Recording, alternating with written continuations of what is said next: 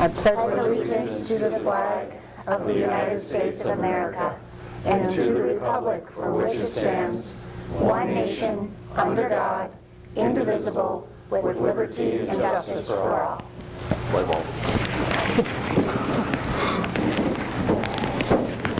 Roll call, please. Chisel. Here. Bell Richard. Here. Carlson. Here. Luce. Here. Bergen. Here. Hadley. Here. Johnson. Here. Approval of the agenda. I move to approve the agenda. Second. Any discussion? All in favor? Bell Richard. Roll call. What? It's a roll call. Roll call? Bell Be Richard. patient with me. Aye. Carlson. Aye. Luce. Aye. Johnson. Aye. Hadley. Aye. Bergen. Aye. Chisel. Aye. Very good.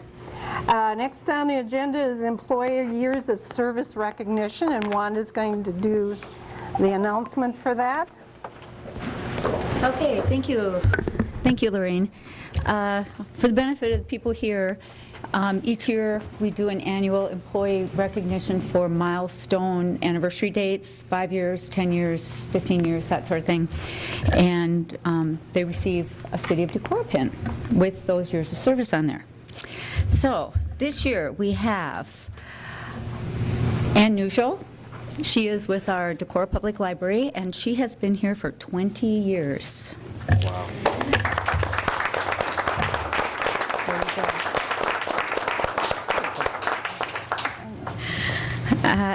And Scott Vanderkroll, he's with our Park and Rec Department. He's been here for 5 years, and he started in our Parks Department, and now he's our campground manager.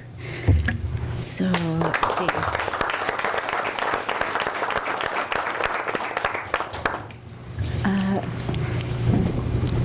Okay, I don't see Chris Ness here. Oh, there he's hiding. Okay, Chris Ness, he has been with our street department for 30 years.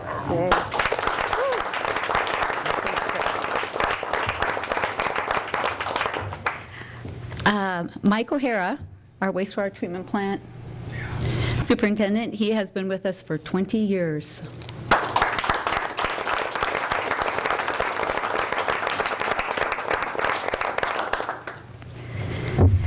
Bill Nixon, our chief of police.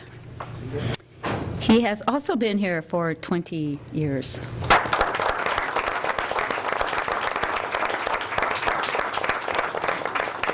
Scott's, because Scott was not willing to come back from Florida for this. I just don't understand. Okay, is Sarah here? No, I think she did. Okay, so we have Scott Herman, who is our captain in the police department. He's been here for 20 years. And Sarah Hendrickson, also a police officer. She has been here for 15. Thanks. Right.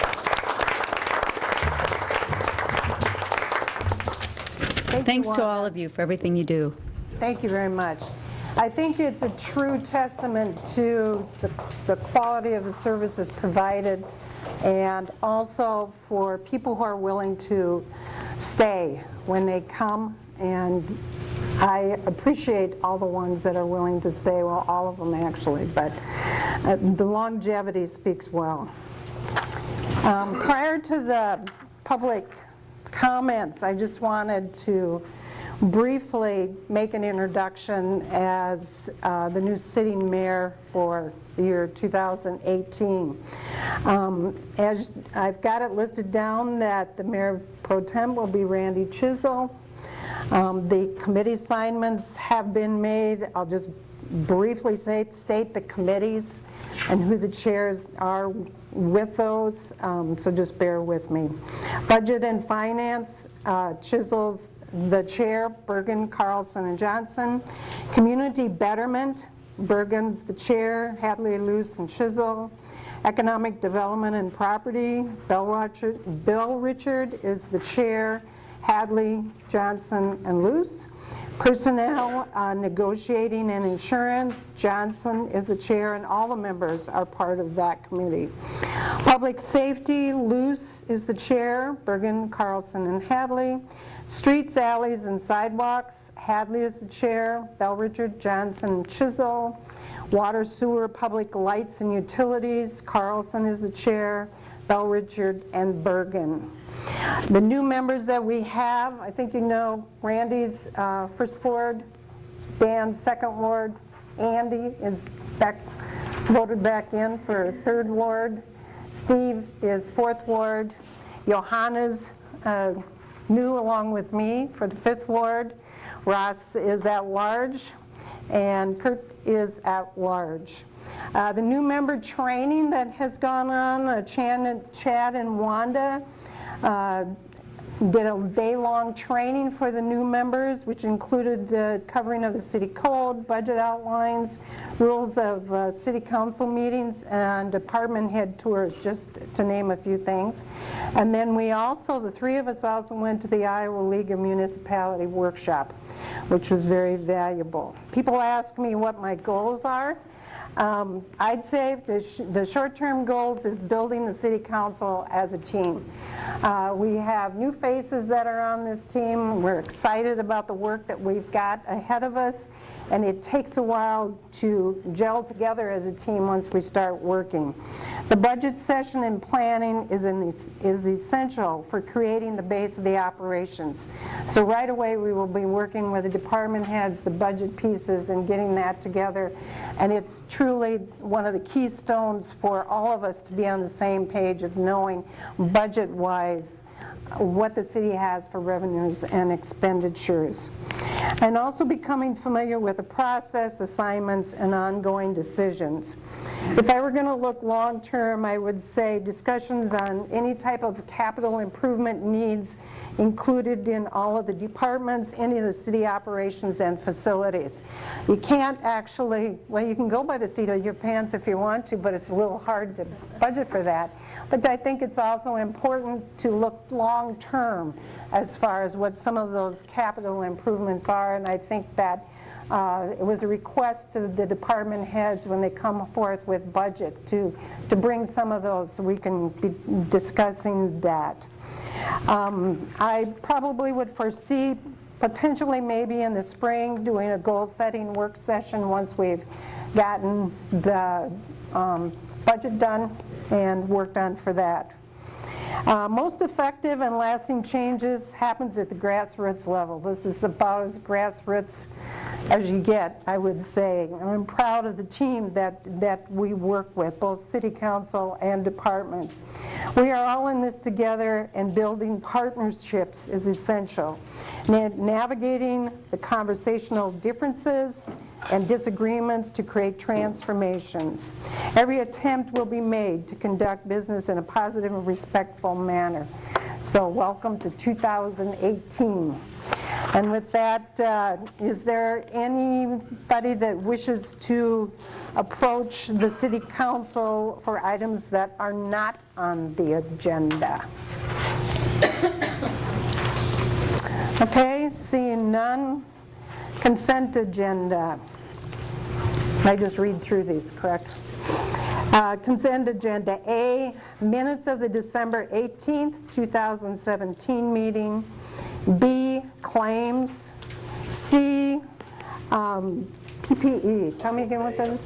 Oh, yeah, thank you. Public pay estimate number 3, Highway 9 East Water / Sewer Main Extension Project, $23,942.31. Public partial pay number 1, Court Street Retaining Wall Improvement Project, $75,446.59. E, renewal Class E liquor license for Casey's General Store at 1807 Old Stage Road, including Class B native wine, Class C beer, and Sunday sale privileges. Resolution 2857, setting a date for public hearing on the easement agreement with 3 Chicks Rental LLC Car Auto Group for the use of public right-of-way at 2072 State Highway 9. This will be on January 16th to 18 at 5:45. G, Resolution 2858, setting a date for a public hearing on an easement agreement with Viking State Bank and Trust for the use of the public right-of-way, 321 West Water Street, January 16th, 2018 at 5:45. And H, Resolution 2859, a preliminary resolution for the construction of the Decorah 2018 Short Street Improvement Project within the city limits in the city of Decorah. Any questions? I'd like to remove or table Resolution 2858. It's come to our attention that the site plan that we approved has changed with the dispute between property owners and the neighbor. And until that's resolved, I don't believe that we need to approve that.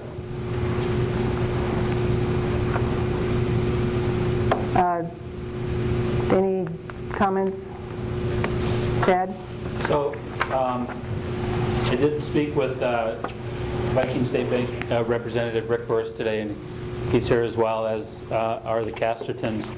And it sounds like they are making some progress in terms of getting work scheduled for later this week.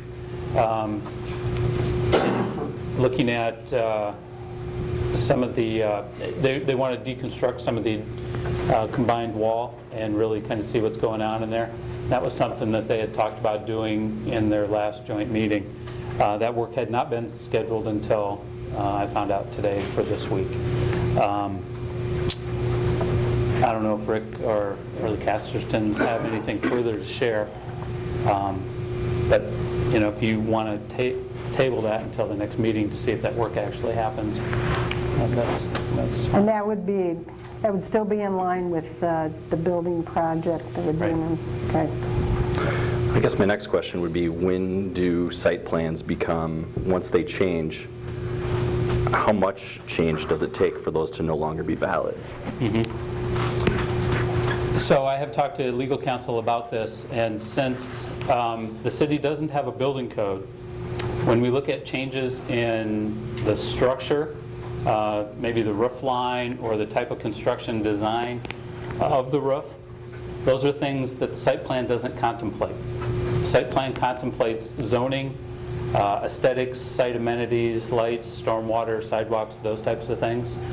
And with a building design change or roof profile, those aren't things that are even contemplated in the original site plan process. So it's really kind of a judgment call as to what is significant change and whether that should come back or not. Just because of the way our codes are set up to look at zoning or use versus building constructability.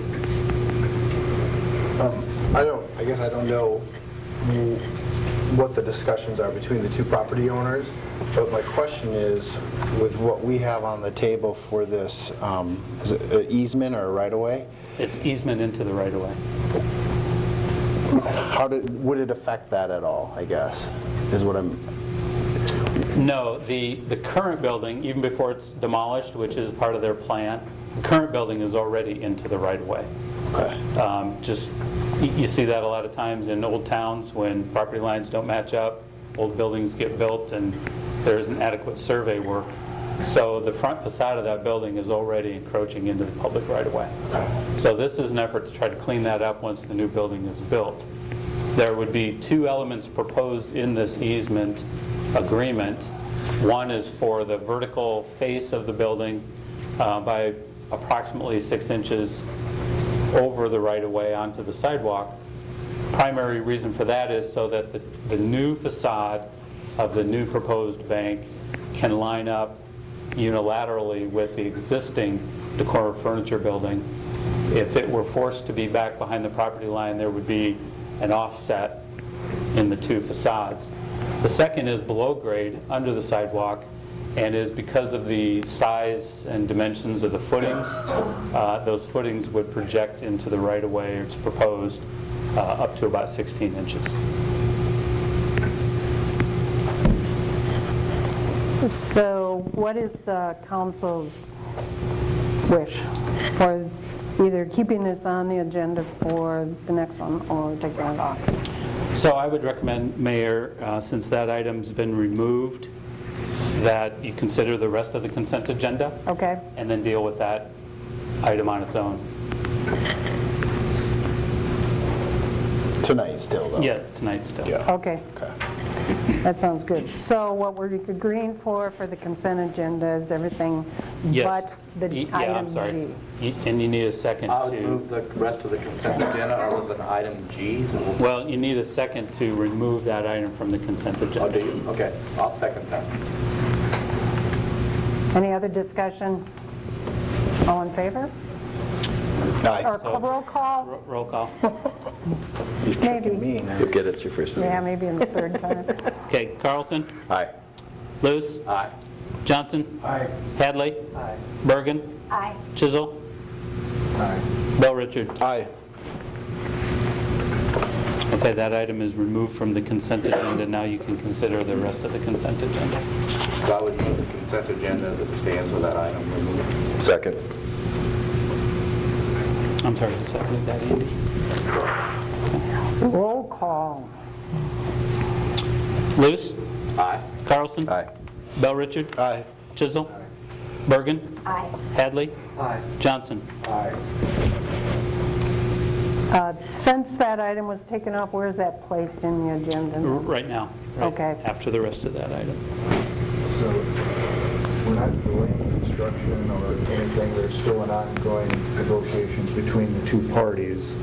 All we're doing is trying to set a public hearing so more input could be put in, is that essentially? Right. This is a required public hearing on the easement and on the easement agreement.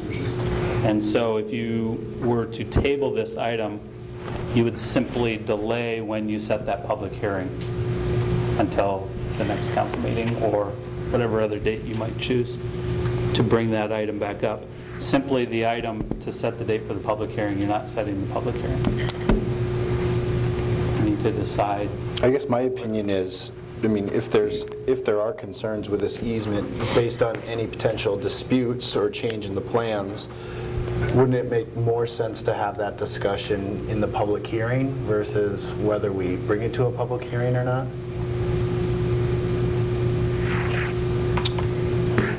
Well, I don't know if the easement and granting of the easement really has anything to do. The easement is on the north wall, Yeah. and the dispute between the property owners is on the east wall. I think to Mr. Carlson's point, it's if there's questions about the site plan in general, why go ahead and potentially offer easements if there's still questions about the site plan? Right. We're not offering them, we're just setting a public hearing. No, that's my point. Yeah, I guess I'm thinking it's better to set the public hearing and then have those discussions Yeah. at the public So hearing. go ahead with resolution 2858 is what you're saying. That's what I would recommend. That's fine. Yeah. I'll make that motion. I'll second it. So you're setting the date Discussion. for the hearing? Yes. And then, For, January 16th, 2018. discussion. So, City Manager Byrd, I didn't quite gather it in to address Councilman Carlson's concern. What would we need to alter our planning and zoning standards, our ordinances, or City code. well, I think in a broader sense, adopting a building code that looks at the constructability of a building, how it's constructed, how it interacts with other buildings, if it's in an adjoining wall situation like this one is, those would be dealt with through a building code scenario, not a zoning code scenario, in my opinion. So in your opinion, this is sort of already water over the dam? We need to build a better dam or have a better structure to be able to take care of stuff like this? Chad, I'm trying to remember, did you tell me that I thought before I was told that there was if a certain percentage of the site plan changed, then they would have to apply for it? It's not a percentage. In the zoning code, there's a provision if a certain percentage of the building changes, it requires a site plan application. Okay. But there isn't anything in the code that says if the site plan changes in this context from a building or constructability standpoint, there isn't language that triggers a review of the already approved site plan. If building orientation changed, which has been talked about here, if some other site amenity, if a setback or something like that changes, I think that does trigger a reassessment of the site plan. And there hasn't been in this? No. There's been some conversation about reorienting the building, but they've not formally made that Change it. right. Chad, just for counsel's sake. Could you come to the microphone, please? Thank you. Just for clarification's sake, our original building plan, when the architects designed it, the back of the building was 9 feet higher than Decorah Furniture's building. So according to code, we either had to put kind of an angle down onto the roof of that building in order to compensate for the winter snow load or redesign it. So we sent it back to the architects. They dropped that back wall of the building, built it to code so that we're 2 feet above the wall between the new bank and the Decorah Furniture building. And the only change was at the back of our building, coming up the stairway, we lowered the ceiling. So visually and for all size-wise, everything else remains exactly the same as what we had originally requested. So, And when you quote code, Rick, you're talking about state of Iowa code? yes, for the fire, because our wall has to be 2 feet higher than the adjoining building for fire reasons, so that's correct. So that was just for clarification purposes, so that's where the change in that building came from. Quick question. When you did bring the site plans forward, did you have an agreement with the Castertons before you brought those to us? No, we did not. Okay. Any other questions? Is everybody clear? Okay. I just wanted to speak too. So I'm Deanna Casterton. Okay. And we are not in a dispute. Okay. That may be a legal term, but that's definitely not. We are definitely in conversations because we are not at the point of agreement on how our two buildings should be capped, and also the wall that the two buildings are going to share, or so that is, there's lots of discussions yet, things that we haven't figured out, but we are in discussions with them. It's not a dispute, but it's old buildings, and there's lots of information that we have to try and figure out. For either one of the property owners, is it likely that you would have some consensus on how to move forward by the 16th for the public hearing? We certainly hope so, yeah. And that might be of concern for the council if there's an agreement or not by then. All this is talking about is bringing the front of the building out so it makes a nice visual line down the street, correct? Yes. Correct. But currently, the motion that's on the table is just to have a public hearing on the 16th of Set the January. date for the public hearing. But in terms of conversation, since it was opened up, I thought I would ask a question as to when we might get the building code to be able to vote on? Right. Oh, did I say that out loud? Is there any other questions? Is everybody clear? Roll call, please. Chisel? Aye. Bell Richard? Aye. Carlson? Aye. Luce? Aye. Johnson? Hadley? Aye. Bergen? Aye.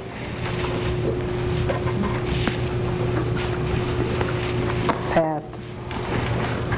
Okay, takes us to number 7. Conduct public hearing on amendment to the urban revitalization plan for the 2014 Decorah Housing Urban Revitalization Area. I think I'll let you give comments on that first. So this is looking at essentially the housing tax abatement program. Previous program did expire on December 31st. The city's Betterment Committee did review this some time ago and has made the following recommendation in terms of amending and continuing the Decorah Housing Urban Revitalization Area, which is the formal or technical name for the housing tax abatement program, otherwise known as Ordinance 1170, which was approved in November of 2014. The committee, meeting back in November, does recommend that the program continue substantially the way that it sits today, with a couple of notable changes. The first being that the cap on the limits of construction eligibility be removed. Previously, that cap was set at $400,000 of assessed valuation, and the committee's recommended that that cap be removed. Just for the record, I did go back and look at eligible projects over the last 3 years of the previous program. In 2015, there were 2 single-family projects that exceeded that $400,000 cap. There was 1 in 2016, and there was 1 in 2017. The other element that is proposed to be changed is to not have a sunset on the new program. In other words, the previous program expired after 3 years. It's proposed now that it would not have a sunset. And I would remind the council that you have the ability to amend, modify, or rescind this program annually at any time. And if you'll recall, over the last 3 years, I did bring this to you each year for that consideration. And the councils then chose to continue the program through the published sunset of December 31st, 2017. And there was some monetary consideration that it was actually beneficial to the city to consider that yearly decision as opposed to running a cap and then having to, putting a cap or sunset on it and then having to do the work to reestablish it. That's right. Legal fees and publication costs, etc. So essentially, those are the only changes being proposed. The program otherwise would remain intact, which would be 100% tax abatement for eligible improvement projects for a period of 5 years. Eligible projects would include single-family construction, multifamily construction, or commercial construction if at least 75% of the floor space is used for residential purposes, including the new multi-residential, which at this point is a phased-in commercial class to residential class under Iowa's property tax laws. And so this is the time for the public hearing and comments on the proposed amendments moving forward. You'll be asked to consider the resolution and the ordinance after the public hearing. You had comment, did you have comments from? Del Fossum. Yep. Yeah, city resident Del Fossum was in and had chatted with me a little bit about the program and then provided the information that is on your desk and was in the Dropbox prior to tonight's meeting. Little narrative with that, but he did provide some math or some calculations on the extent of the abatement and the financial impacts to the city.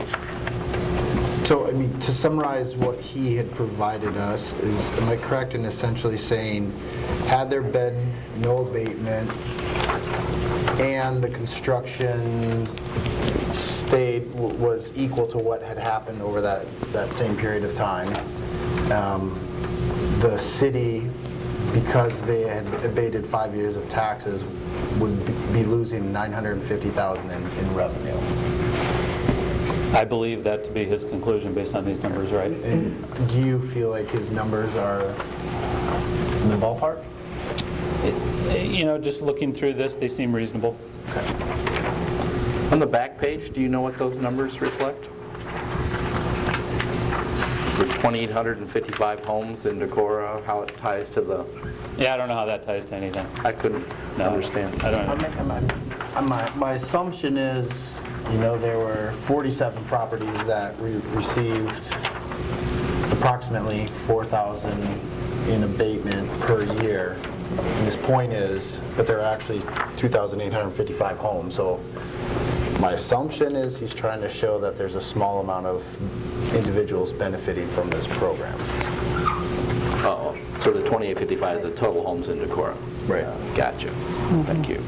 Del wasn't the only constituent that I heard from as far as being opposed to the tax abatement. Chad, can you refresh my memory? What was the recommendation that we received From P&Z? from P&Z? Was it 250 or 200,000? It was 250,000 and for 3 years. A 3-year abatement. 100% for 3 years, capped at the 250,000. My concern is that we're not, when we have a cap at 250 or 400,000, we're not incentivizing multi-family construction.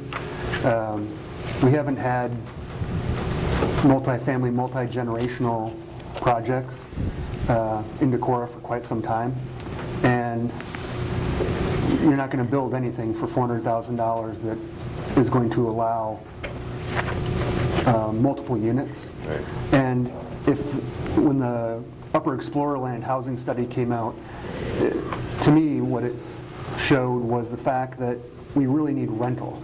Right. We need inexpensive rental.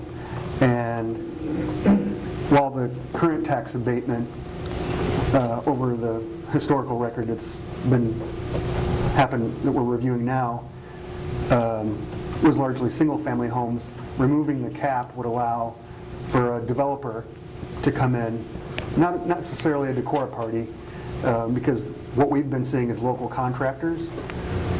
We need to bring in a developer and incentivize a developer to build multi-family rental property, which is truly affordable housing, which is what the tax abatement originally was meant to incentivize. And if that hasn't worked, and then I point at the wall because that's where the things were. But the Upper Explorer Land data showed that what we really needed was lower income rental housing, because we're lacking in that. And I think that removing the cap and incentivizing development in that way would be a beneficial thing. I think one thing that we talked about at the committee meeting was, it seemed like most parties agreed that this really isn't an item to try to increase affordable housing, and it didn't work to do that. Right. And it seemed like what we came to the conclusion was, really the purpose of this abatement is simply to try to raise the tax base in Decorah. So we're collecting more taxes that we can then use to pay for the infrastructure that's already invested in the city.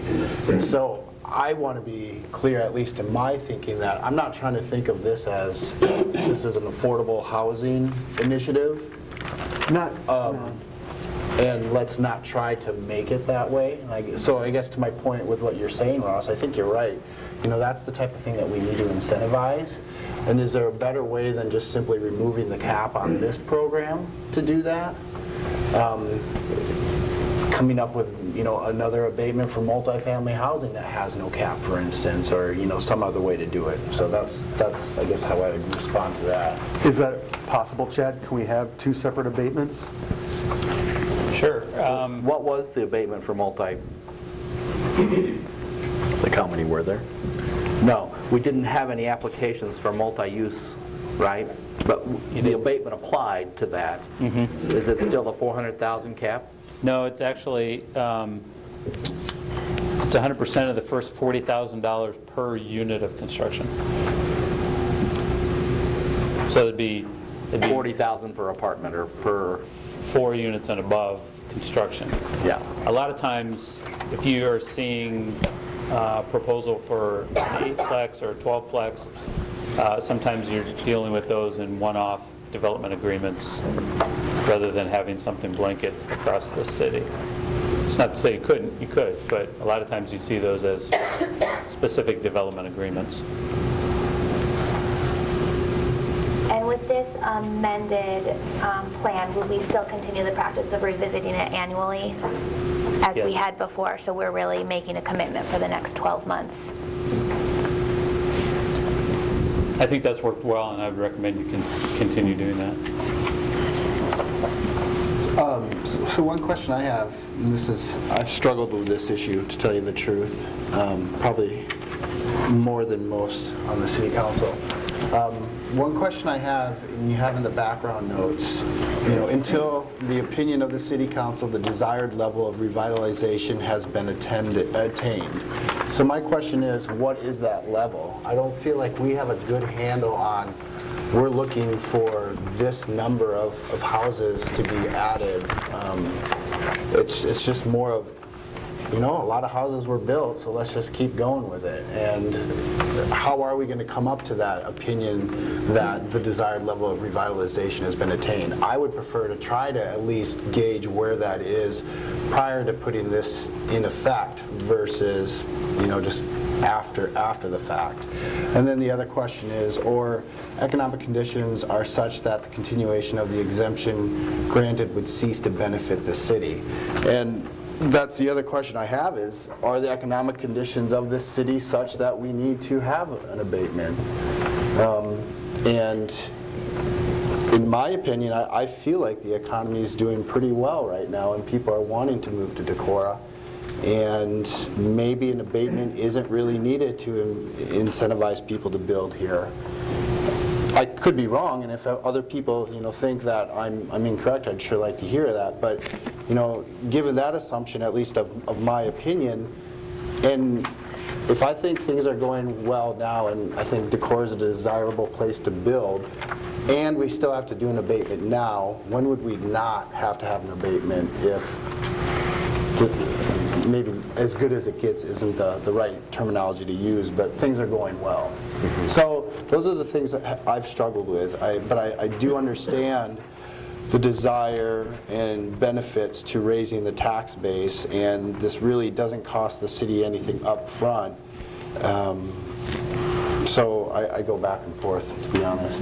And in what year will the first abated homes and structures that were built come on fully to the tax rate? 2 more years. 2 more years. Yep, the first ones came on through 15. So, Dan, I agree with what you're getting. Perspective is good. I would really love to see some sort of visioning about what we think are the appropriate development and ranges and things. But until we start talking about where we're going, it seems to me to keep the course, knowing that in 2 years we're going to start seeing the income from, and we can get projections on how much that's going to build up our base. So to have those discussions and think about where do we want to get to make those calls, have we gotten there? So I support going ahead with it now, but also support what you're saying and looking at that. I would just say anecdotally, if you were to talk to the people who have built homes here in the last 3 years, that you'll find a lot of people that would tell you that the abatement made a big difference in their decision to go forward. And certainly with developers, they would tell it right to your face. So I think it's been a big deal. And did the recommendation to remove the cap, did that come from economic development? Was that the committee that discussed it? Yeah. It was betterment. There seems to be overlapping conversations happening. So, Steve, when I was at the LMI Commission and we were talking really about affordable housing, we were touching on this type of conversation about the abatements maybe not happening. At the same time, there were conversations about the abatement looks to be encouraging development. Maybe not that specific type of development. It seems like there needs to be a space to have the conversation across the spectrum. And I know there was interest in revisiting the data from the Upper Explorer Land study with the discussion to happen. I guess I'm leaning towards, Steve, what you're saying about not changing or continuing with this program until we have a broader plan. This can also hinder affordable housing. I can think of an example of a house under $200,000 that was torn down and condos were put This there. was replaced. So, to a certain degree, this could actually hurt affordable housing. If you follow the format of how the plan was first approved, that it would be sort of trickle up, that people building bigger homes than other people homes. Right. But I think what I'm hearing Dana saying, let's look at affordable housing and plans to develop to really push that happening, as opposed to just, well, it may happen because someone bought a bigger or built a bigger home and sold their old one. And so I hear what you're saying, Andy. But And I also think, though, that what abatement is used for is to take an undesirable situation and make it desirable. And the question what Dan is saying is Decorah an undesirable place? I don't think so. So do we really need to incentivize an already desirable place? I agree with what Kirk said about number of comments being made, who it was the tipping scale to get them to actually. Well, that's also developers and realtors who are probably making quite a bit of money. And of Well, actually, It was a homeowner, I I think. actually heard it from somebody when I went door knocking, that they were from New Hampton. They actually came here because of their incentive. But I think it sounds too like, one is making sure that we have this in place, but also then following up as to continue with the discussion. How do you make it the opportunity to be able to develop more? I know I had a comment just about maybe for the way, you can maybe comment on this, I did pass that on to you about, was it posed that it's an opportunity for the city to have further discussions, and whether that person wants to get up and speak for themselves, that would be okay too, but there needs to be more discussion, not just doing this. Is that correct? Is that what I'm hearing? But also, how do you incentivize, make it an incentive for people to build, multiple family dwellings, or even upgrade or doing things downtown. Is the $40,000 per unit not the good threshold to be able to build it? Apparently so not, looking at because we didn't those have kinds them. of That's a separate projections issue. and what other people are doing to be able to do the affordable housing, Right. So- is the other side of the conversation. So as the resolution is put forth, is the cap removal inclusive of all categories or strictly residential? Residential, single-family residential, or below 3 units, 3 or below units. And just to remind the council too, and Dan's asking some tough questions here that the answers tend to be kind of elusive, just like when we started this conversation 3 years ago about what is affordable housing. It was very difficult to pinpoint a response to that in terms of what an affordable house looks like, because it's different for so many different people. We have since learned, since that conversation through this program, that generally it's agreed upon by financial advisors or economists that affordable is no more than 1/3 of your income on housing. Now that's your mortgage and your interest and property tax and all those kinds of things. But the median Winship County or City of Decorah income is around $52,000. I would tell you that about a $150,000 house is affordable. The problem is the developers and builders and realtors tell you can't build anything for that. So it's a really difficult issue to solve.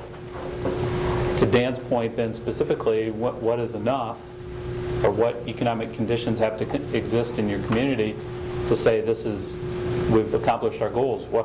How do you establish those goals? Those are very difficult questions to answer. Well, I think my point is I don't think we have any goals other than if the goal is to build the tax base, then that's why we removed the cap in our committee meeting, was we said, look, this isn't an affordable housing issue. This is let's raise the tax base, and if that's what our goal is, then why have a cap? Because if someone wants to come in, we can encourage them to build $1 million house, then that's going to raise our tax base that much more.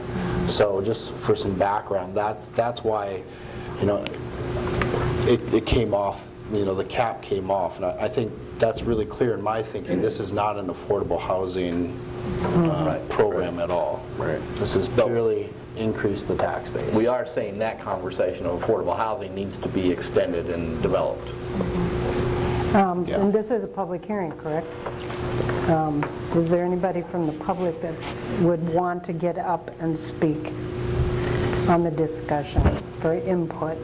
I'd encourage you to do so. I guess I'd prefer to see the cap stay.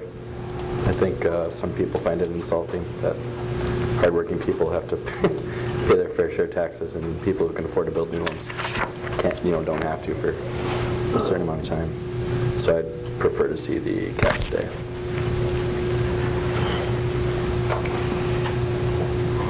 And that, in the resolution 2854, there is no cap, is that correct? Right, there's no cap in the proposed or amended ordinance. And otherwise it would be the same. And no sunset. No sunset, yes. So what is the council's? Are you closing the public meeting? Is there anybody else from the public that'd like to get up and speak? If not, then we'll close the public meeting. Okay, public meeting is closed. So then we need to know what's your, for resolution 2854, what's your preference? Andy, what are you proposing? Keep the cap at 250. Well, Cap is currently at 400. yeah, the camp is currently at 400. The recommendation, excuse me, at 250. And was it 250 or 200? Sorry, I know you said it earlier. 250, okay. I thought it was 250, I didn't read that.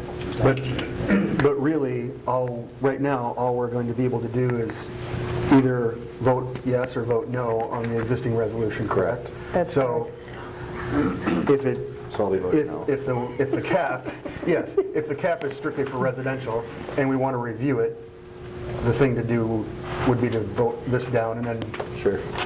bring forth another resolution at another time. Sure. Is that how it would have to go? If that's what you'd like to, if you want to amend it in some way, Or just table it, right? right? So you could amend no cap right now and have a vote on that cap. Or can you table it, do you table it and bring a different motion back? I could do that too. Sorry, say that again. I said you table it and bring a different motion back. Well, you're going to need to have some discussion on this, so you'll need to have a committee meeting to get a Yes. consensus on what you want to bring back. But is it mandatory that we actually vote on 2854 as it is? I'd table both of those. Okay, so you You're can gonna make- table If you're it. going to make these kind of changes, Okay. And do you need a motion to yes, table it? yes, But the current process has expired as of December. yes, it has. So in that sense, I think we're a little into the line to be saying, oh, we could do, I would say, let's approve what's there as brought forward, and then really do some serious study in that next year until we reevaluate, so that we have our ducks more in a row. I agree with Steve on that.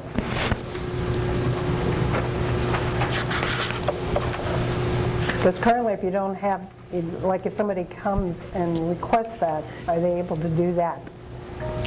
Well, you're at the Not without perfect the- time of year because there's Not much building. I know, okay. I'll make a motion to approve resolution 2854. I'll second it. as is. Yeah.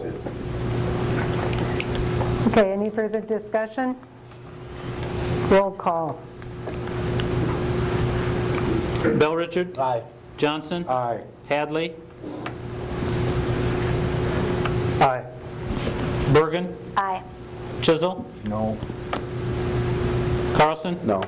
Luce. Aye. Okay, it passes 5-2.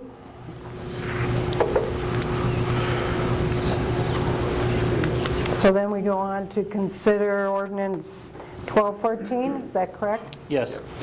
Which amends ordinance 1170, the original ordinance, designating the area for the urban revitalization.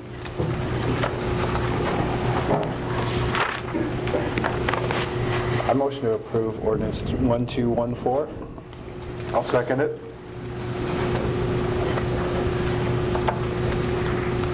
Any discussion? Roll call? Bell Richard? Aye. Johnson? Aye. Hadley? Aye. Bergen? Aye. Chisel? Aye. Carlson? Aye. And Luce. Aye. Okay. 1214 passes. Okay, number 10. Conduct public hearing on a proposal to enter into a general obligation corporate purpose loan agreement. Can you give some background on that, please? Yep, this is to set the stage for general corporate loan for the Highway 9 Water and Sewer project. The project hasn't been officially closed out yet, so we're still tabulating the final investment amount for that project. But we're asking the council to consider resolution in a loan agreement not to exceed $550. We know the project won't go over that. The loan agreement would be with Decorah Bank and Trust at approximately 2.5%.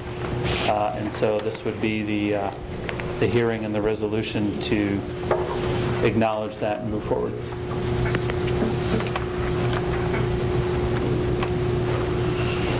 Comments? I would ask Motion. if Wanda has anything else to add to what I've said during the public hearing. No, just that there will be an additional action that will need to be taken at the next meeting when we finally decide on what that loan is going to be.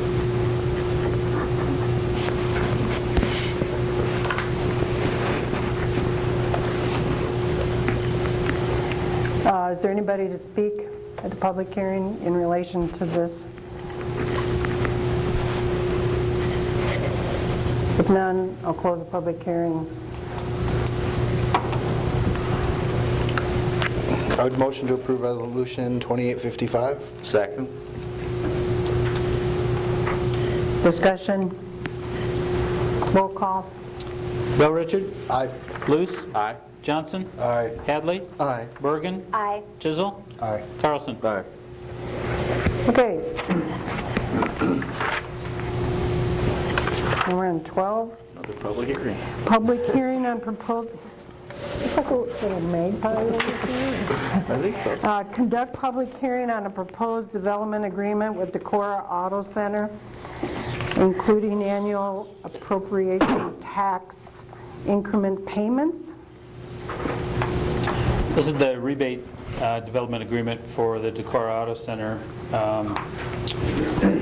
west on Highway 9. There are a couple of different elements here. The agreement proposes voluntary annexation of the property to the city limits. Property owner easement across public land. That was a public hearing you said earlier. With the owner paving and maintaining the drive, which is done. Water and sewer provided to the site by the city. Minimum assessed valuation of new facility of $1.5 million and a 10-year rebate of property taxes on a 10% sliding scale at 80, 70, 60, 50, 40, 40, 30, 30, 20, 20% each year. This public hearing is brought back due to an error in publication notice and in further negotiation with the developer who is here this evening to remove the language asking for reimbursement of legal fees. And the main reason we looked at that is that legal fees are due this fiscal year, or we would anticipate legal fees coming this fiscal year. But the first year the rebate is at least 18 months to 2 years just because of the lag in Iowa's property tax laws. So those are the basic terms of the development agreement, and the developer has agreed to those terms.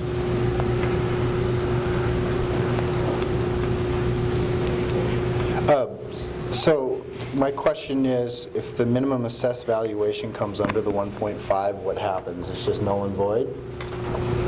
No, the county assessor will be given this information, and he will ensure that it's at that 1.5. Even if it comes under that, it will be 1.5. So the tax would be 1.5 at minimum. Right. Yeah.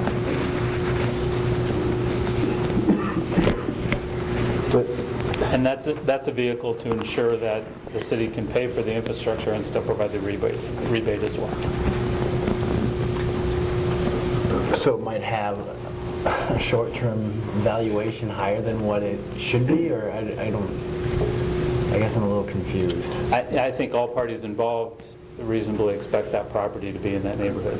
I mean, it isn't going to be so egregious that there'd be a gap like that. Okay. Yeah. Well, I guess what I wouldn't want to have happen is the assessed valuation is set at that 1.5 to, appease this agreement, but then 5 years down the road, it's then reassessed at 1 million, and then when we're counting all these revenues to pay for the expenses that we're putting into this infrastructure, it's not at the scale we were expecting it to be. Well, it's a 10-year agreement. Okay. So, but yes, no, it won't go down. Okay. I like your confidence, Sharon. I'll tell you this, it won't go down for 10 years. All right. I think we have an 8-year payback in that, right? Any public comment on this? Okay, hearing none. That was just the public hearing portion, right? That's You need correct. a motion and a second. Yeah, There hasn't been a motion made yet. I'd move for Resolution 2856. Second. Any other discussion? Roll call. Chisel? Aye. Carlson? Aye. Luce? Aye. Johnson? Aye. Hadley? Aye. Bergen? Aye. Bell Richard? Aye.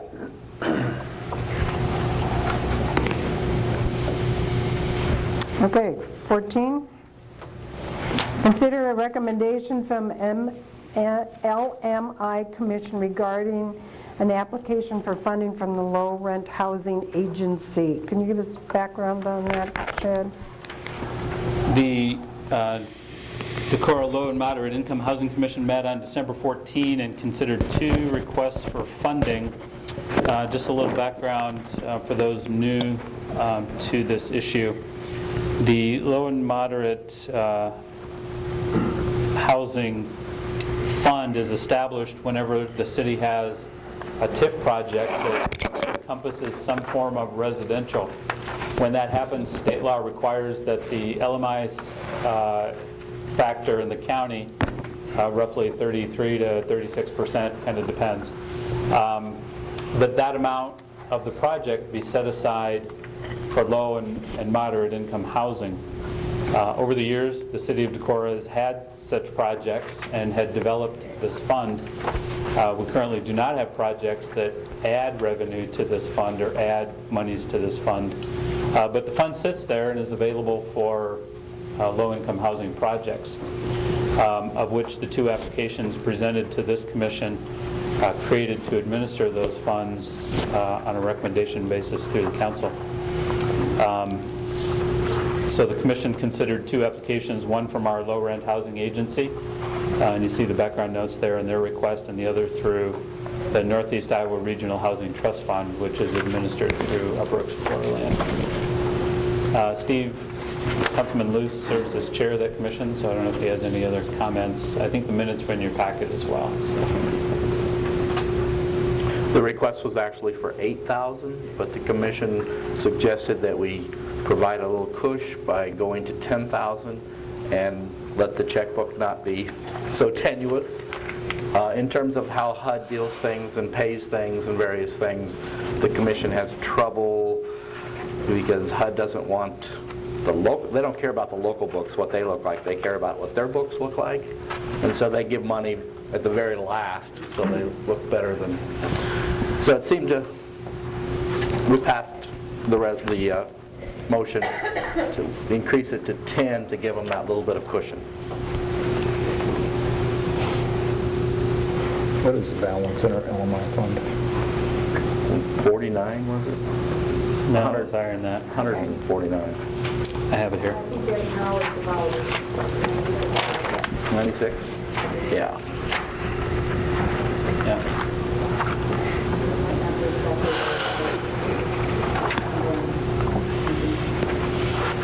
And that was another thing, Dan, talking about planning, was if we want to do something for low and moderate or affordable housing, there's a shrinking fund there. So either to figure out how we're going to TIF more areas to increase the funding into that, or if we're going to keep doing these small incremental payments out to draw that down over 10 years to nothing. If we have some project we want to do, that fund is getting smaller to use to do it, is what I'm trying to get at. So visioning and thinking it toward what we want to accomplish is important. Currently, we don't have any other way other than these incremental requests for it.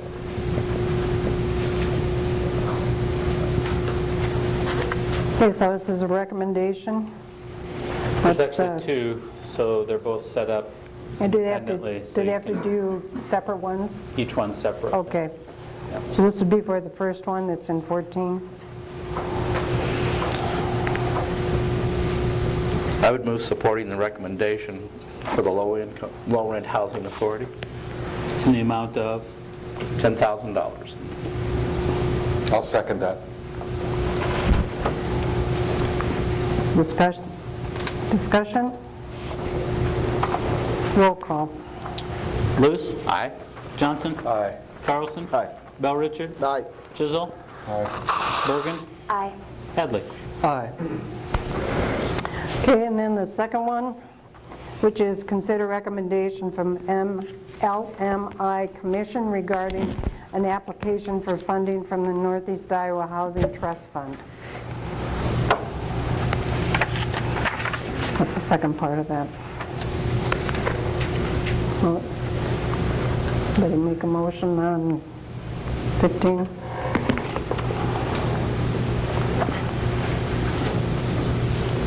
Yeah, I'll move 15. Do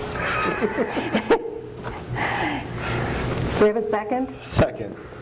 Thank you, Dan. Discussion? Roll call. Luce? Aye. Bell Richard? Aye.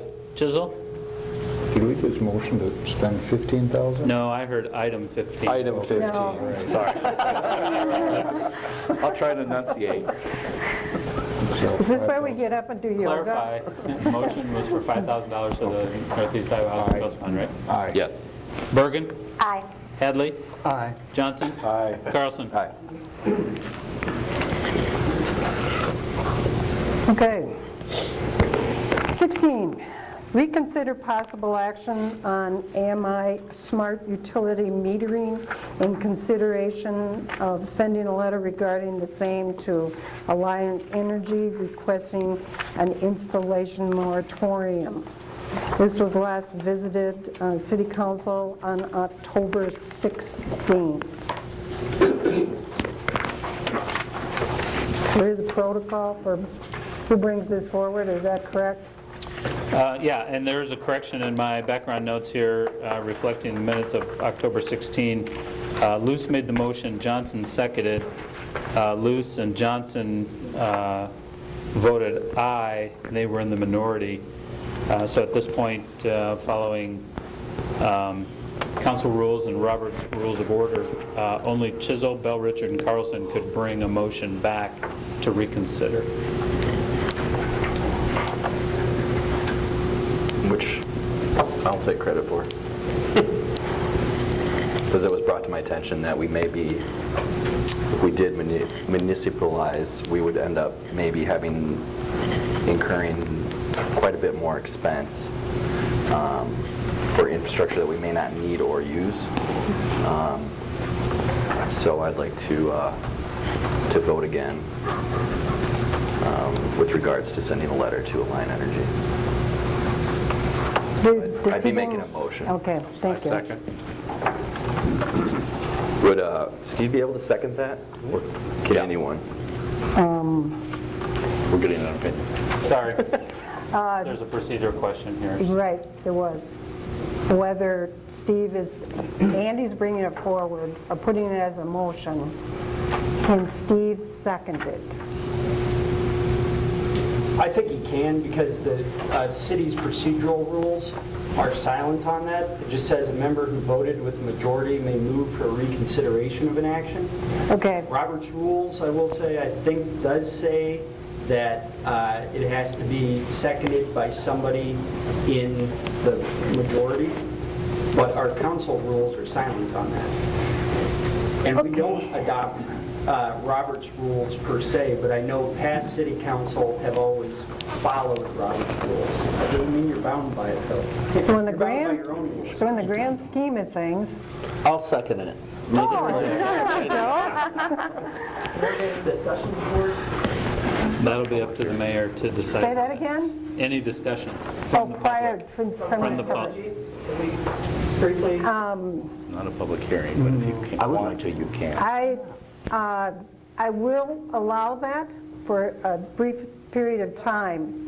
Knowing that, I would want to be able to allow that on both sides of the issue as well. So if you want to come up, that would be fine. My name is Craig Cleffish, and I'm with Alliant Energy. And with me is Matt Cole. He's the Regional Director of Operations with Alliant Energy.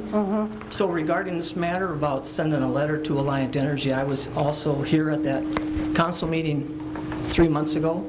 And at that meeting, it was asked of your legal counsel, your attorney, to advise regarding that with working under a franchise and doing these smart meters.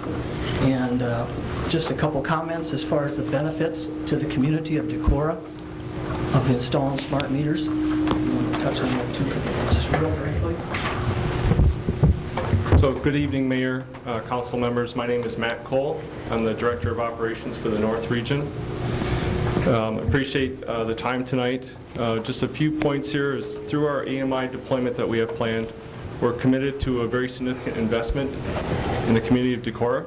This technology implementation is designed to create new opportunities in energy efficiency, energy management, outage response, and distributed growth generation. We've already contracted for staffing, resources, and equipment, including some communications equipment that has already been in place to serve the Decorah system. A few of the things just to highlight it are automatic outage notifications. So what that will do is allow us to know when there's a problem with the system, help us to troubleshoot faster response time, and restore service more efficiently. It minimizes the number of estimated bills. Eliminates manual meter reading. In the future, more data will be available to customers to know what their usage is during different intervals and during peak demand periods. And just to highlight again, the installation has been planned to start in Northeast Iowa because we have the communication infrastructure already in place. It's been there as far back as 2010. We have all the communication equipment installed. We have meters staged in the area. We have installers mobilized. And our plan is to continue to serve Decorah for the long term and want to provide our customers with the benefits of smart meters sooner than later. Thank you. Thank you. Thank you. And as I stated, would there be anybody else that wants to speak to the discussion?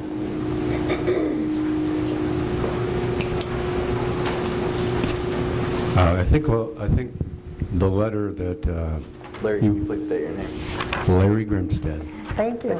I think all that's being asked is that we have a delay to give us time, give the city time to take a look at the possibility of a municipal electric utility. We don't want the city to have to pay for this kind of infrastructure twice. And the concern is that what could be installed for the smart meters might not be compatible for what the city may want to use in the future. I guess that's all I need to say. Has there been a discussion on what is considered a delay? Pardon me? Is there a consideration on what's considered the delay? How long a delay is? If we could have a chance to do a referendum vote first, and then we'd know whether the city wants to do this or not. Okay.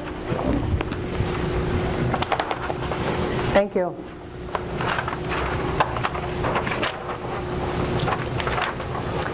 Okay, council discussion. I'm not reading the letter or the discussion that was held prior to not be in support of the meters. And I think smart grids is the way of the future, and that sort of largely our city is interested in that. It is a matter of timing. And I think particularly we had a council very recently that was supportive of the feasibility study and Decorah Power's work. And now we're a new council, and we have an opportunity to open conversation and also sort of reaffirm our interest in going through with this study and really working with our community to see if a local utility is what we want. And it just feels like the timeline and smart meters now, while we're in this discussion, complicates it. And offering a letter like this sets up a very formal type of communication for us to have. I agree. I think it's a reasonable request from the city to at least ask people to slow down a little bit while our citizens have an opportunity to make a decision whether to proceed with the municipal utility. Ross, do you have any comments? I'm going to go right down the line, so. Well, I'll say something if you want to mull over. I mean, I'm kind of torn on this one too, because I recognize Alliance right to conduct business as they feel necessary and to provide the best work for their customers, and I don't like to meddle in that too much. At the same time, I think we're in a unique position as a city where we are trying to explore other options and other ways to run or to provide this utility to the citizens of Decorah. And you know, I think the request, I mean, it's a request. It's a simple request. If a line doesn't want to do it, they don't have to do it, and that's their choice. So I don't think there's a lot of harm in us asking that. And I think if Alliant determines that there's cost or other negative things associated with them delaying this, then they'll choose not to do that. And I think that's probably a smart choice from their business. But at the same point, I don't want if municipalization of this utility is a real possibility, I want to give the city of Decorah every chance to make that happen without really infringing on anyone else's rights. And so I think this is a reasonable request that would allow that to happen. I think it's important to note too that this project could cost as much as $1 million or $2 million or more, and would add increase to the cost to municipal utility if we were to proceed with that and purchase the utility later. I think that, you know, one thing, if I look at both sides of an issue too, is can you speak to what type of a precedence that sets when a city council requests something of a for-profit business? Is that really something that, as a city council, we should be doing? It's just a question I want to put out there. There's no. I think the verb is operable. We request. We're not demanding. We're not insisting. We're just requesting. So I don't think it puts any undue burden on any for-profit company to hear what we would like to see. Correct, and we're not hindering the process. They're going to go about their business as they do. So I don't believe we're hindering any sort of...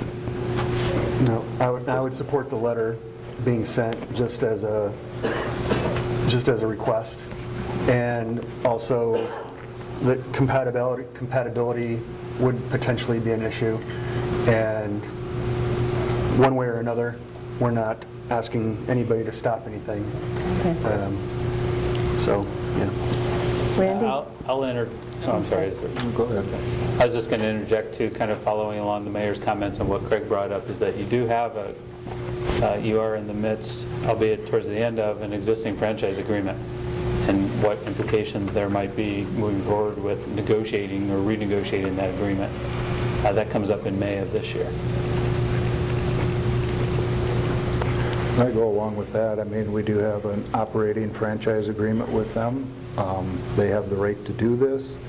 We haven't seen any numbers or anything from Decorah Power. So how can we even try to make a decision? They might all be null and void for all we know. So we're wasting time if we try and stop them from doing what could be a benefit to the community. I mean, I agree. I think I share a lot of that same sentiment, Randy. I guess what it comes down to me is waiting a few months really going to matter that much? And maybe it will, because I don't know the intricacies of this plan. And if that's the case, then I fully expect the line to move forward with it. If not, then maybe there would be some consideration so we can allow time for some of this information that we do really need to make these decisions to come forward. So, and I guess the thing that I bring forth to the front of my mind is it's just a letter. You know, we're sending a letter, making a request. We're not making a case for municipalization one way or another. It's just time.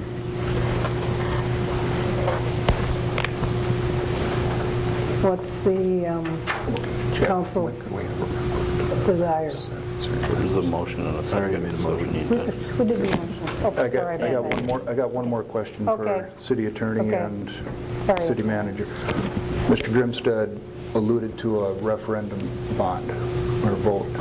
When could the next possible one be if we decided to move forward? Well, I don't know when the next possible one could be. There are 4 dates that you can do them as established by code. But there are notifications to the county auditor to set the election, publication of the ballot language and that type of thing. So I don't know if we've missed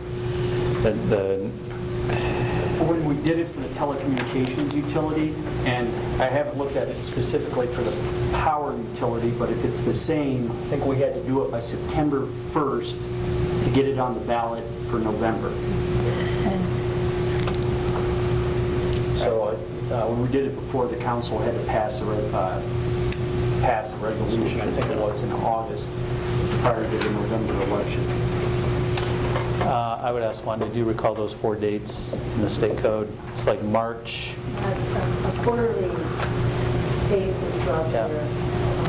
March, May. I think there is one in September. In my conversations with Decorah Power, as the liaison from this council to there, they've been saying there was a March, and there's a May, and a September, and the regular election in November. So to get a March election following that same time frame, time's getting tight to do that process, publication, notice to the auditor, et cetera. And sitting in those conversations, March isn't being considered because the feasibility study hasn't returned yet, for one thing. And so I think the May date is what's being looked at. The dates are March 7th, May 2nd, August 1st, and November 7th. Thank you. Thanks. Thank you. Any further discussion? Roll call. Motion to reconsider sending a letter to Alliant Energy as stated, made by Carlson, second by Bell Richard. So we'll start with that. Carlson. Aye. Bell Richard. Aye. Chisel. No. Bergen. Aye. Hadley. Aye. Johnson. Aye. Luce. Aye. Okay, motion carries.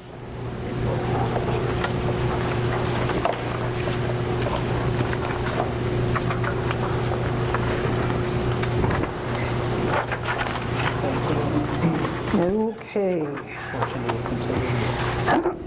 Number 17, reconsider possible action on reimbursement agreement with Winnebago County for shared IT expenditures. Yes. Any background on that? Yeah, this item had been discussed before in terms of reimbursing the county for IT expenses incurred over the last several years. It was previously moved at $34,000 minus consideration of $8,000 for the roof, and that motion failed. Wait a minute. Wasn't it 26 minus the 8? Yes, sorry. Thank you. Yep, 26 minus the 8 for the sheriff's roof repairs. So reimbursement total, if I'd read my own writing further, right? $18,267 and 28 cents. That motion failed. It's being brought back under the mayor's advice for reconsideration. And same thing, so under those rules as previously discussed, Luce, Chisel, or Johnson would have been in that majority last time around. Unless there's something substantially different about the motion, the amount, payment schedule, etc. What kind of a change to the amount would it have to be? Yeah, I was going to say, if we motioned just to pay the 26 and then dealt with that 8,000 credit later, is that significant enough? I would think so. What would you need to decide later on the $8,000 that you wouldn't decide tonight? Well, I mean, so that 8,000 was just amount due to the city from the roof, right? And we were just trying to just take care of it. Could we separate it and make a formal request for $8,000 to the county for reimbursement for the? You can do whatever you'd like. But Andy and I are just trying to be able to move something. I would agree with the movement, but if you look back at actually in the September 14th letter that Chad sent to the county, was the amount of $26,267.28, and at that time that included a credit for the $8,000 for the roof. Is that correct? That letter, yes. Okay, and so then we got a letter October 23rd from the county accepting the payment of $26,267.28, which include the $8,000 for the credit.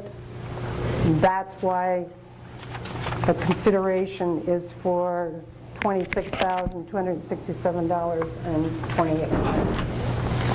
Because that was ultimately the amount the county had agreed on.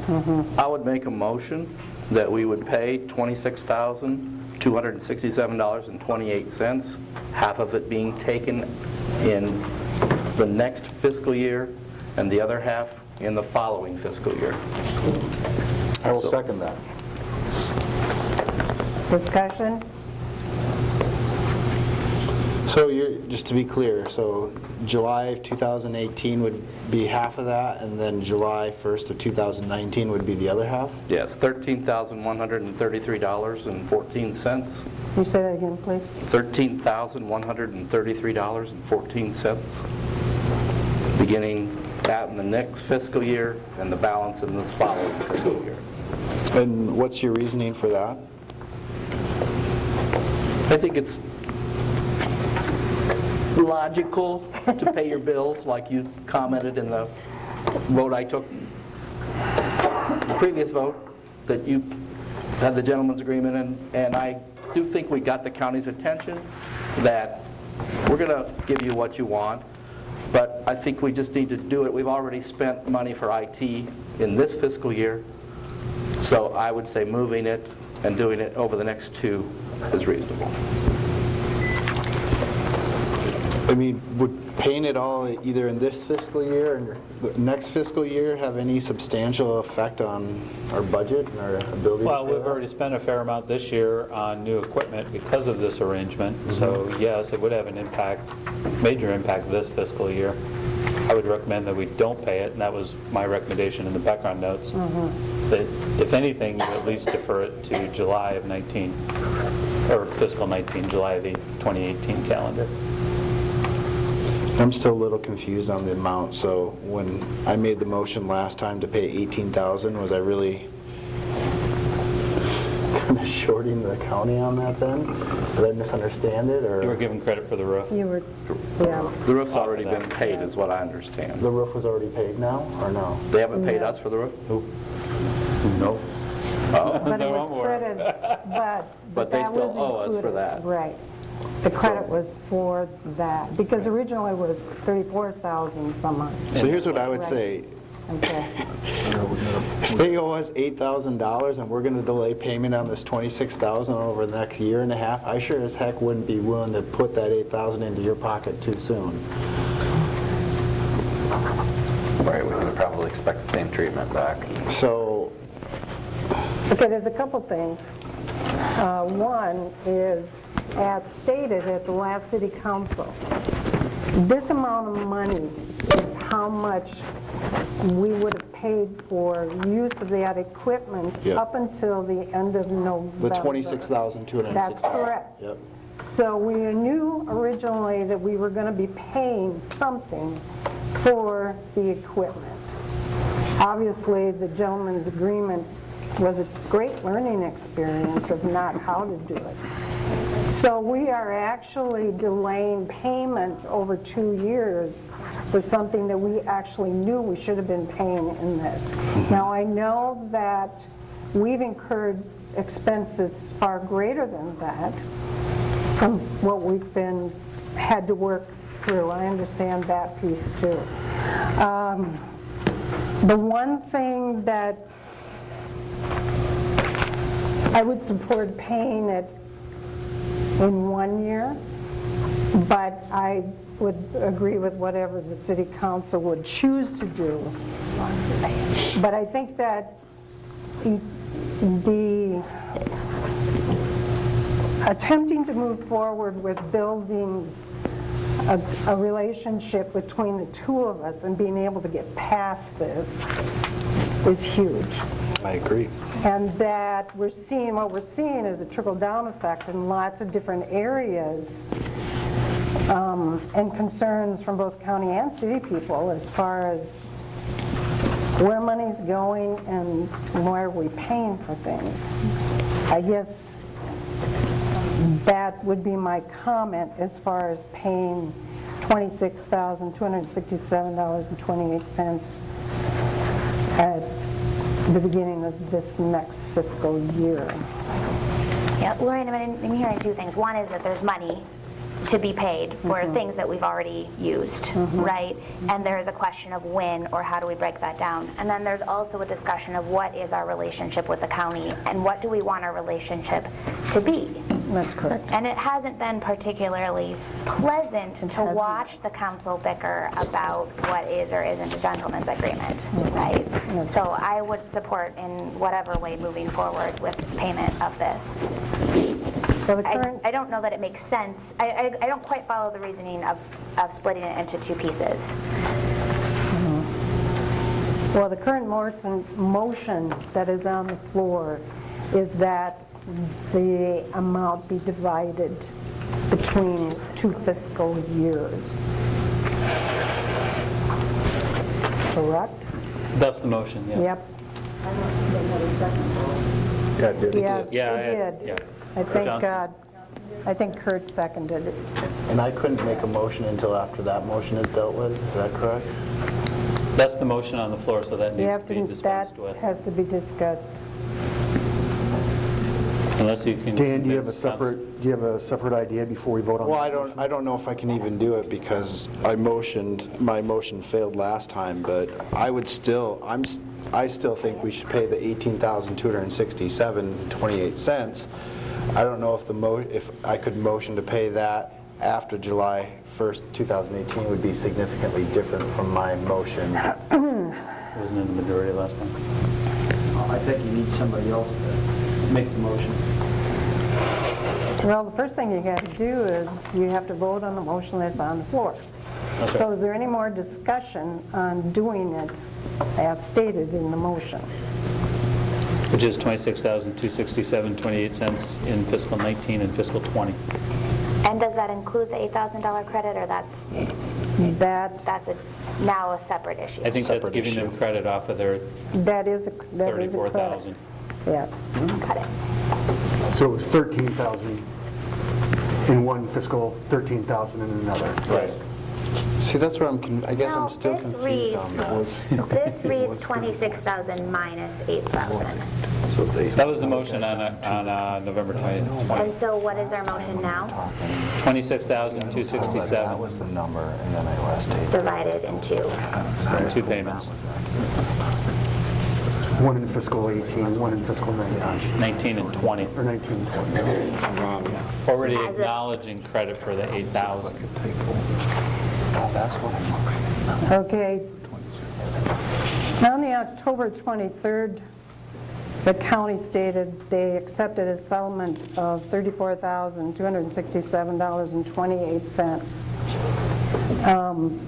They stated the original bill was $45,967.74. The board would also credit payment on additional $8,000 for the sheriff's office roof, which gets the payment down to $26,267.28. So the 26,000 is inclusive and... So I did try to short them last time with my motion. I think I don't think that's so. correct. No? At any rate, those are the In documents. my letter, I had the numbers you were talking about. Yeah. In their letter, they had the numbers Lorraine just read. Oh. Could we hear from Chopper? Is that... Chat, or... I would think like you've some... got a motion on the floor, Okay. so, but wait just a minute. So you're saying the motion should be But 8,000 less? But in your letter of September 14th, it states, split equipment, a review of useful service, life of equipment, multiplier discussed in the last couple of conversations, and a credit for the roof on the sheriff's office building. So it is stated as a credit, which they took to read. If they started out with a $34,267.28, you take the $8,000 off, that's how it came down to the 26. Right.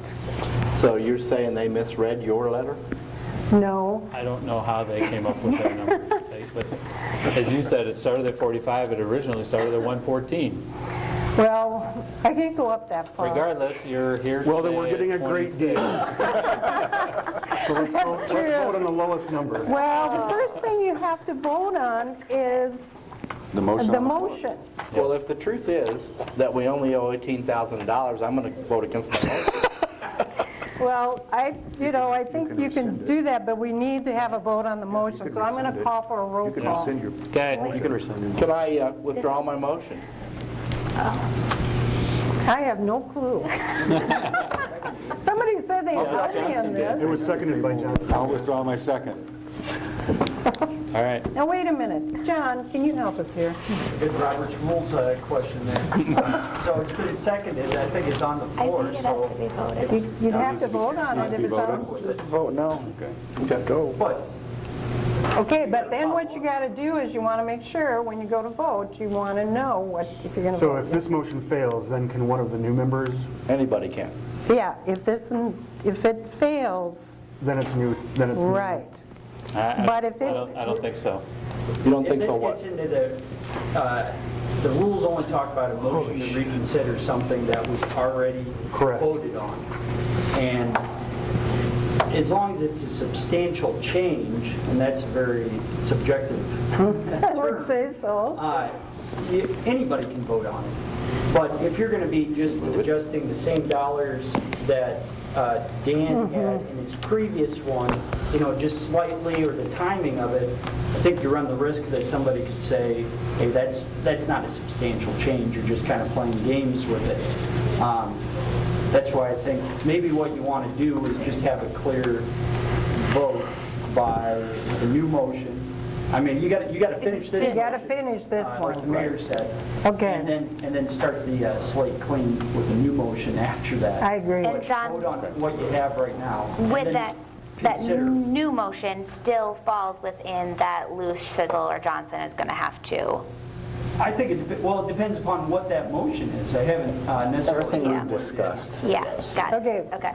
So can I get a sense of, do people feel the 26 is too much?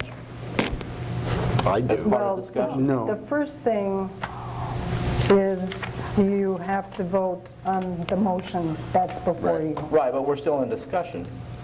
Yeah. And I'm asking, do people feel that 26 is too much? No. No?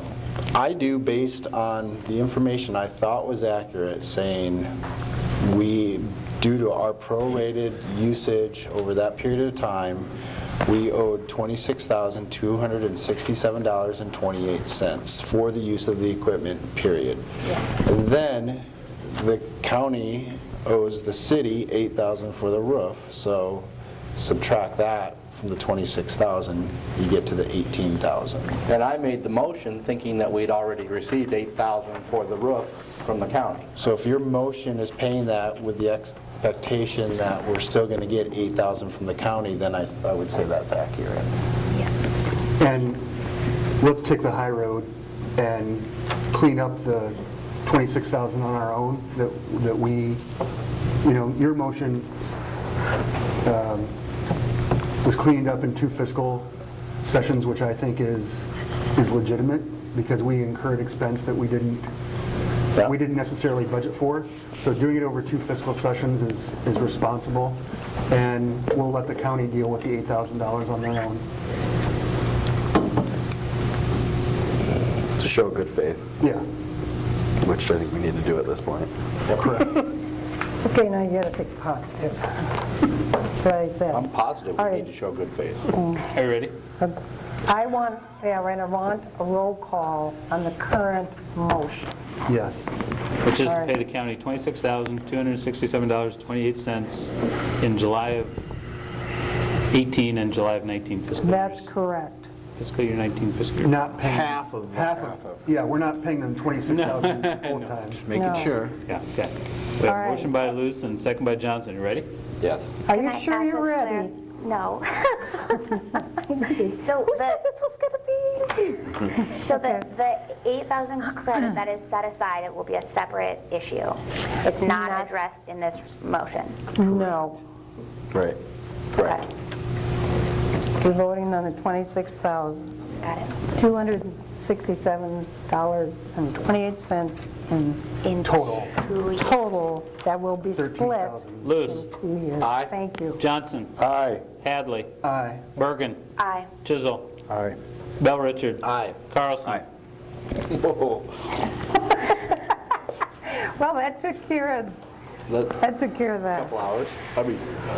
So currently, as it stands, we will be paying the county $26,267.28, with half on this fiscal year and half on next fiscal year. Done. Thank you very much. Okay. Let's see. Oh, we have considering board and commission appointments, the one, Gary Rusted was appointed to the Winnebago County Community Foundation Distribution Committee. He chose to be not on that committee, so we'll be looking for somebody to fill that position. They do start going through the grants now. The first one will be January 16th, which is we have a city council meeting. So it does not have to be a person that is on the city council that's on the distribution committee grant. But it would be hard if you decided, if you're raising your hand, say you would do it, then you would not be at the January 16th council meeting. One's got to decide. Huh? One's got to decide. Well, I do have some, possibilities to be able to fill that with somebody. Lorraine, is this mayor appointed, this position? I Or think is a it's, city Mayor rep? appointed, council confirmed. right, but I would need confirmation on that, because it would be the same night they would be starting as a city council meeting. So, And would that be a long-term conflict, or that's a conflict? it's a one-year appointment, and so it would be just, and they usually get their work done, it's going to be January 16th, and then I think it's February 5th and 7th that they finish up. But we can appoint somebody outside of this, so how would I work with that? Well, if you don't have an appointment tonight, you're not taking action. Okay, so does that mean I cannot have a representation from Decorah on that distribution committee on that 16th meeting? Unless you make an appointment tonight. She can do that right now. What time do they meet? Same time, 5:45? 5:30. Got any takers out here? Okay, well, So you don't really have someone no, who said I yes? don't. Okay. I did, but the person was busy on the 16th. But it's important, that's a lot, we get grants through that. Is there, having one person not on the committee for that date, hamper their ability to vote on grants or distribute? It may be that I can collect, maybe perhaps I could collect the grants, and then, because what they do is they get together and work on collection of, passing out those grants on the 16th. And then they actually do the work on February 5th and 7th. And then we can get somebody. So you may want to appoint someone from council who can say yes to it now, in the chance that they can still participate in the rest of the process absent the 16th meeting? Because if we don't appoint, we can't appoint someone at 5:45 to be there on the 16th. I'd be willing to serve, but this is so much fun, I don't want to miss our next meeting. Oh, no, you can't miss, Steve. Is it? February 5th. February 5th? Yeah. Oh gosh, yes. That won't work. Sure nobody wants it. Just like Rustad's appointment doesn't have to be a council member. It does not. Rustad was appointed for 2018. Could we have one of our little quick meetings, like we've done before?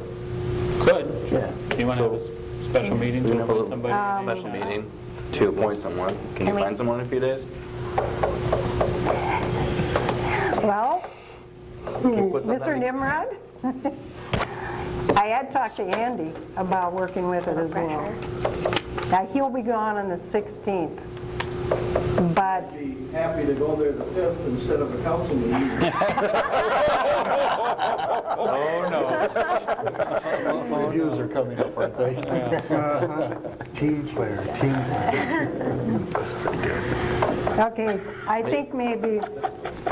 I think you just need to get a solid appointment and come back at a different date. Get some applicants okay. here in the next few days. 48 hours. So let me talk to somebody and see if we can't get, and then just have a quick meeting, like at 5 o'clock or something, Yep. and come to approve it. Let's Just do need it a that way. quorum and quick vote. Okay, thank you very much. All right, department head, city manager and department heads. Chad? Thanks, Mayor. I just have two items tonight. I would ask our street committee chair, Ross Hadley, to set a street committee meeting for January 16th at 6:30 following the meeting to start the process of consultant selection for the Oneota Drive Bridge. That's a DOT project. Using DOT funds for consultant requires their process. So I would ask that you set that for that time.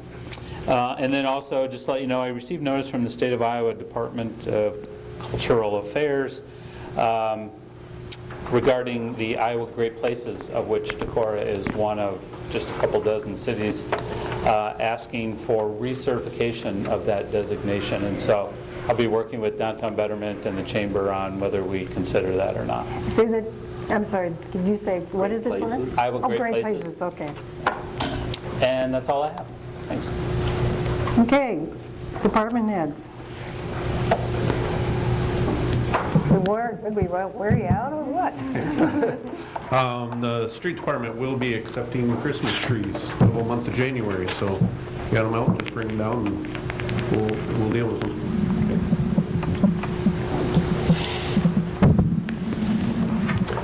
I believe last council meeting, we were going through the process of getting some bacteria tests back for our new Highway 9 and 52 extension out to the car dealership.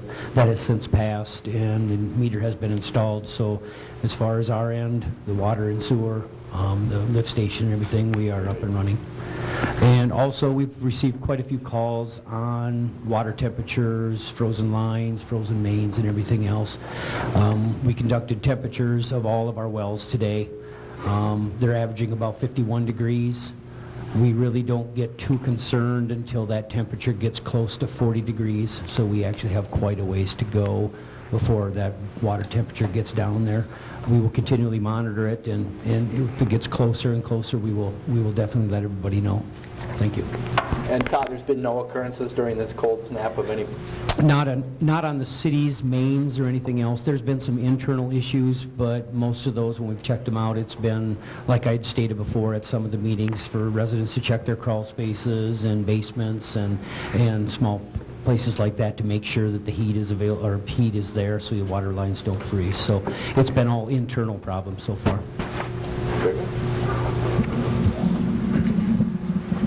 There is some cross-country skiing going on, but it's not quite deep enough to groom yet. We do have our new groomer in place and ready for some more snow. However, it has gotten cold enough and the ice skating rink is now open. It'll be open every day after school and on weekends. So.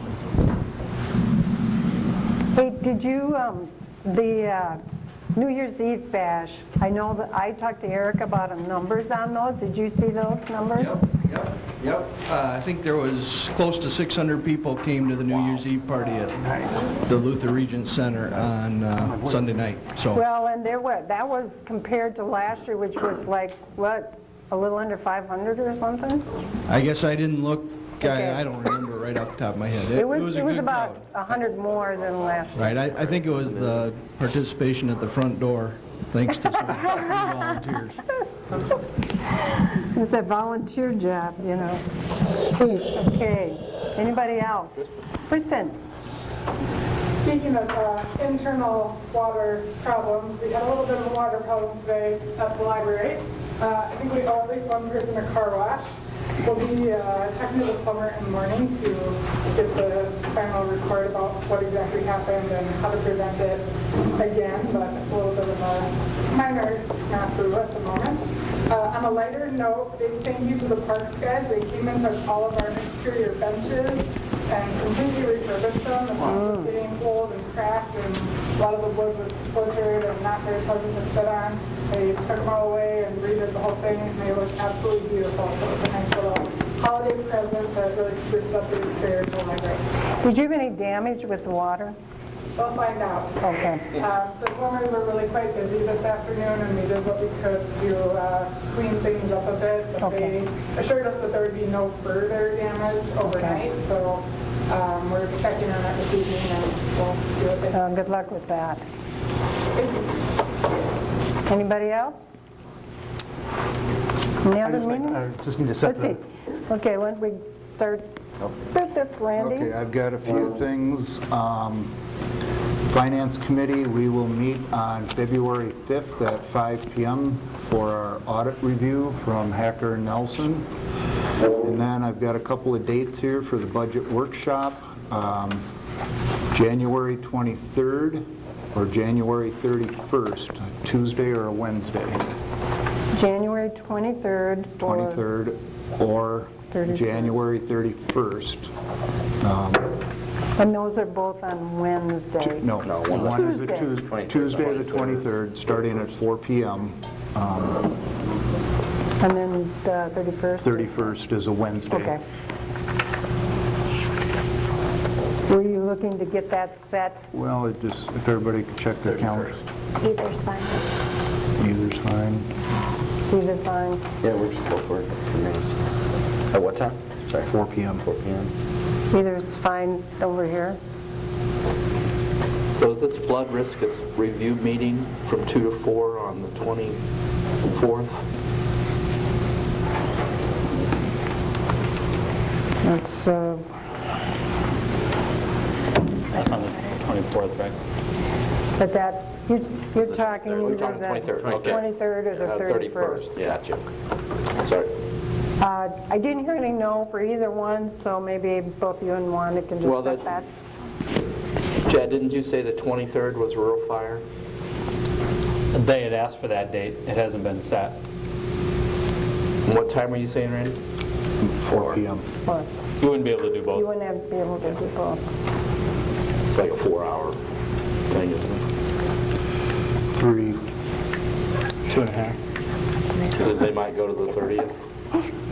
So So sounds like the 31st is going to work. 31st would work, let's go with that. Pencil in the 31st. Okay. January 31st, At 4 p.m. At 4 PM right here. okay? And then the other thing, our annual winter white goods and electronics recycling will not be happening this year. There's some unforeseen circumstances with one of the recyclers, and after 5 years, we're going to have to put a hiatus on it. But the good news, Terry Benzo and Winnebago County Recycling are working on getting certified so that they would be able to take those white goods. We'll know more late summer, early fall as to what's going on there, so then you can drop that stuff off anytime. So, hate to do it. It was kind of fun for 5 years, but it's the way it goes. Is there an option right now, Randy, until Terry gets something going? Is it just the landfill? Is that You can take items to the landfill. So they've got a semi there? They where got you a put 'em in? semi where you can load stuff in, and then they send it out. Thank you. Okay. Dan, Nothing for me, Mayor. Nothing at this time, Mayor. Steve? So the 23rd at 6:30, or what was the time, Chad, on the? 5:30 was your... 5:30, there'll be a rural fire and public safety committee meeting. And that's on January 23rd. Dan? 23rd, Tuesday. And that's here, right? Yes, here. Okay. Anything else? No. Johanna? I'd like to say thank you to everyone for being really supportive, Chad and Wanda particularly in orientation and being open to all questions, and to everyone up here. Thanks. Okay, Ross. I'm just going to set the committee meeting for the streets committee immediately following the next city council meeting That's on January 16th. on January 7th. Okay. Kurt? Nothing. Nothing. There's nothing else? We're adjourned. I'd move Thank for you very